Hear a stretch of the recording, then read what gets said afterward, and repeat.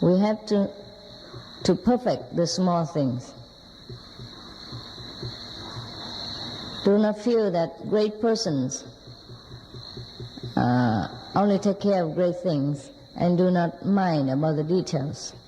In my own opinion, in my own observation, I know that great people are very, very,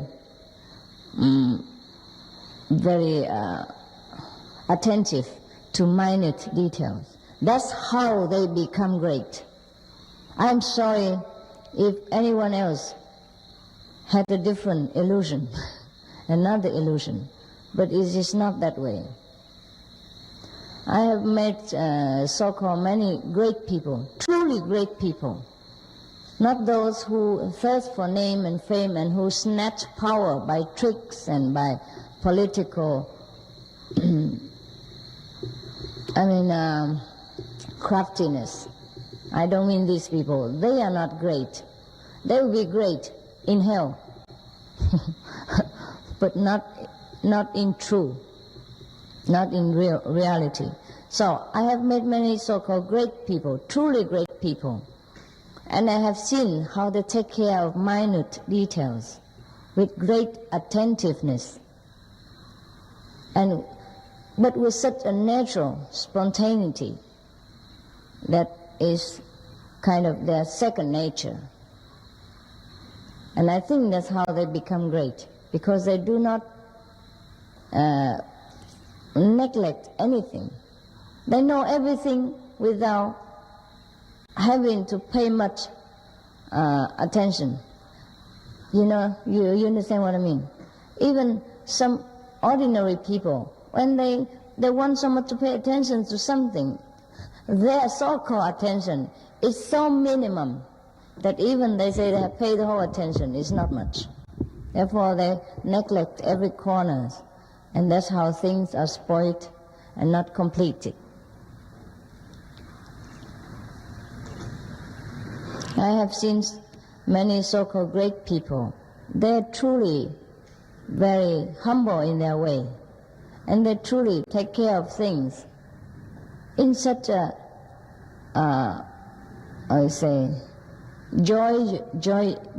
joyful way, and very willingly to do things, to take care of other people, to take care of the task, and trust it to them at hand.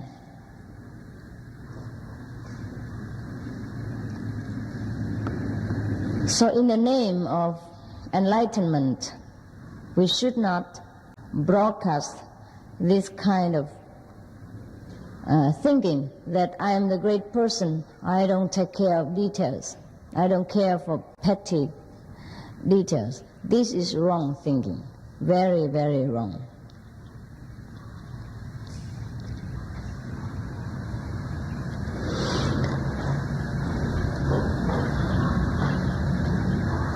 That's why it is said that the ordinary way is the way, is a great way.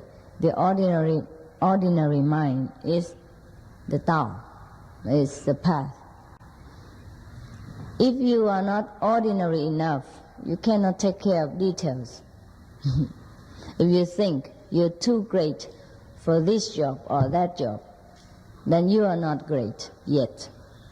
You're too small still, too small to be mentioned. Therefore, we should not pay too much attention to our mood, to our frustration, and to our obstacles when we practice meditation or during our daily life. We have to overcome them or ignore them. Whatever we can take care or we can smooth out, do it immediately. Whatever we cannot, forget them. It doesn't mean we ignore our faults and our shortcomings. No, we have to know and change them as much as we can. But we have to ignore all the obstacles that caused by the way while we are taking care of our business, or we meditate, or we execute some some work, whether for the master, whether spiritually or mundane. We just have to do it. And whenever we do something, great or small, obstacles will arise. That we have to expect.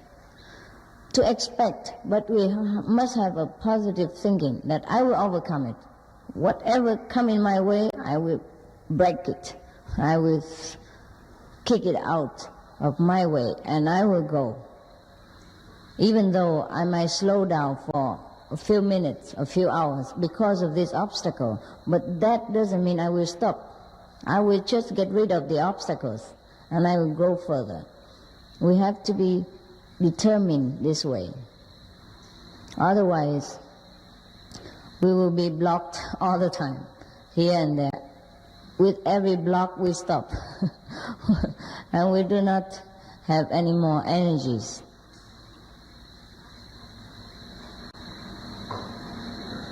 Before we have the highway, many people have to clear the road, move the mountains, move the rocks, pave the way.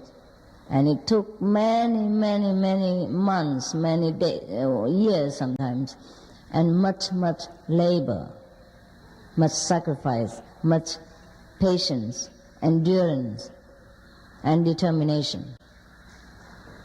If an engineer who built the road saw a big rock in front of him, which he should cut through in order to make the road, and he said, oh no, the rock should not be there. I am making the road, why the rock should be there? The lousy rock. And he kept sitting there and cursing the rock all the time, or he give up, he go home and sleep. Is that a proper way? No.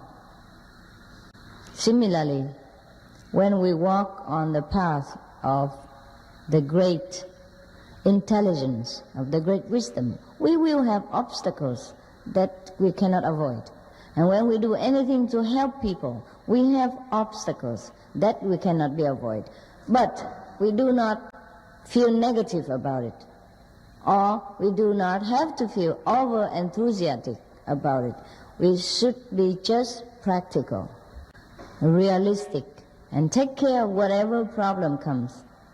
Not thinking in such a romantic way that, whatever I do, I will do it smoothly, no problem, we have no problem. Problems we will have.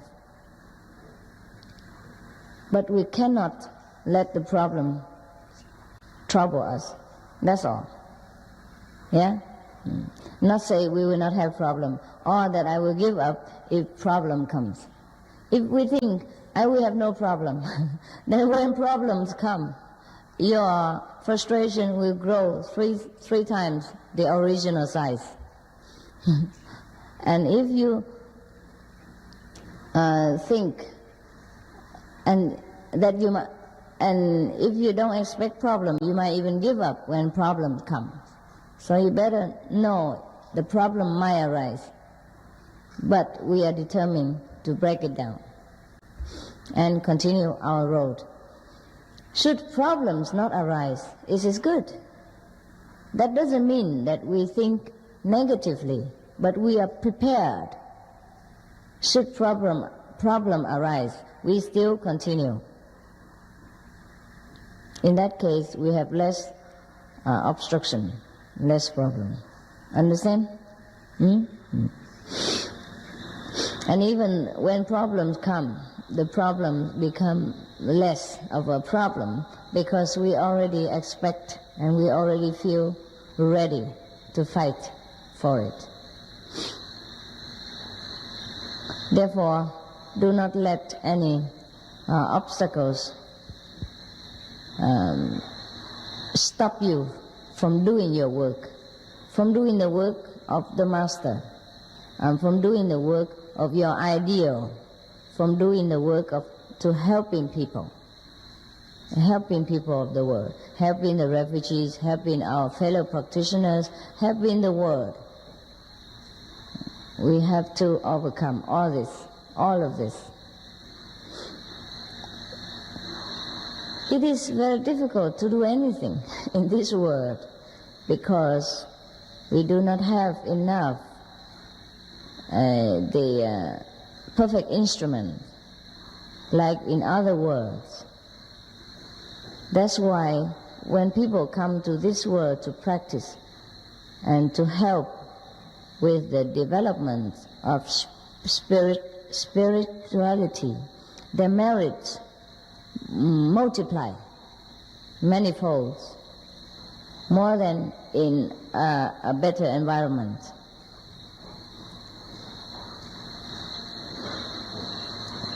Many souls keep coming back to this world again in order to gain enough wisdom, gain enough merit to live in a higher world later.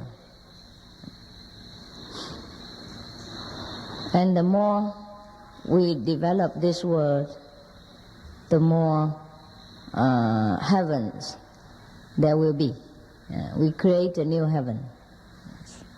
It is just like when we go to a very deserted land with no water, no trees, and we begin to dig wells and plant trees and plant vegetables, etc., and make a useless wasteland become a fertile, a green, beautiful place.